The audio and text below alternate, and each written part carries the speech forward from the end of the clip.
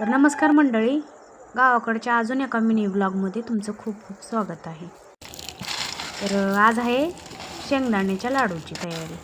मस्त असे शेंगदाणे भाजून घेतलेले आहेत आणि ते थोडेसे हलकेसे चोळून घ्यायचे, जास्त चोळायचे नाहीत बरं का, हलकेसे। आणि हा गूळ किसून घेतला आहे। गूळ आणि शेंगदाणे एकत्र वाटायचेत आणि मस्त असं दोन्ही एकत्र मिक्सरला वाटून घेतलेलं आहे आणि त्याचे मीडियम आकारामध्ये लाडू वळून घेतलेले आहेत। तर हे पहा, आपले लाडू मस्त असे झालेले आहेत।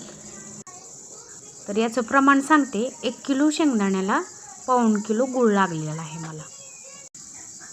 तुमच्या आवडीनुसार या लाडूमध्ये तुम्ही ड्रायफ्रूट्स सुद्धा टाकले पाहिजे।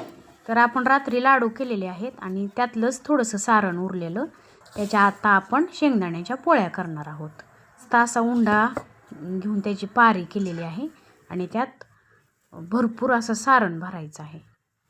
मस्त असं सारण भरून घेतलं, त्याचा उंडा तयार करायचा आणि लाटून घ्यायचा।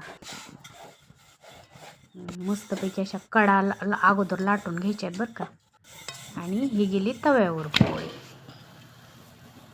तुम्ही तुमच्या आवडीनुसार तूप किंवा तेल वापरू शकता। मी इथं तूप वापरले, तुपाने छान चव येते। मस्त अशी खरपूस भाजून घ्यायची आहे पोळी आणि सगळीकडे असं छान तूप लावून घ्यायचं आहे। बघा, आजचा बेत आहे शेवग्याच्या शेंगाचा रस्सा, ताशा चपात्या आणि शेंगदाण्याच्या पोळ्या। तर हा बघा कसा शेवग्याच्या शेंगा खातोय, तिखट लागतंय तरी सुद्धा हा खातोय शेंगा। तर आज आहे संकष्टी चतुर्थी। तर देवपूजेसाठी फुलं तोडायला आपल्या घराजवळच्या परसबागेत आलेलो आहोत आपण। चाफ्याला बघा किती फुलं लागलेली आहेत, मस्त अशी। हा बघा माझ्या मागे आलेला आहे बरं का हा फुलं तोडायला। याला मी जे काम करेल तेच करायचं असतंय। हा पांढरा गुलाब बघा किती बहरलाय, मस्त अशी पांढरी फुलं, गुलाबी फुलं। आणि हे आपलं गुलाबाचं झाड आणि हा बघा कसं फुल तोडतोय। तर फुलं घेतलेली आहेत। तर आता आपण करूया देवपूजा।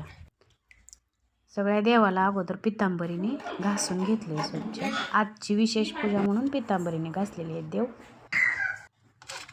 मस्त अशी देवपूजा आपली आणि गणपती बाप्पा आपला। फुलं अशी भरपूर असल्यावर देवपूजा करायला पण प्रसन्न वाटतं। सर्वांना माझ्याकडून